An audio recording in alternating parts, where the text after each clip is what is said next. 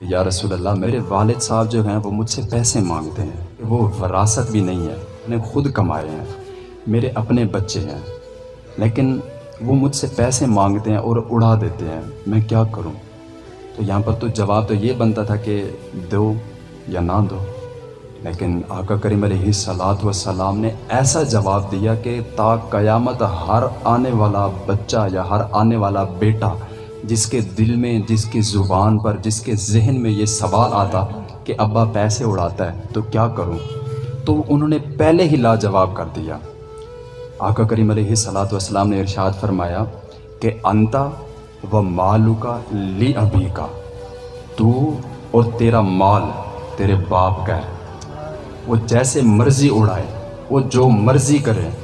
उसने कमाया, उसने दिया नहीं दिया, लेकिन तू और तेरा माल सारा का सारा तेरे बाप का है।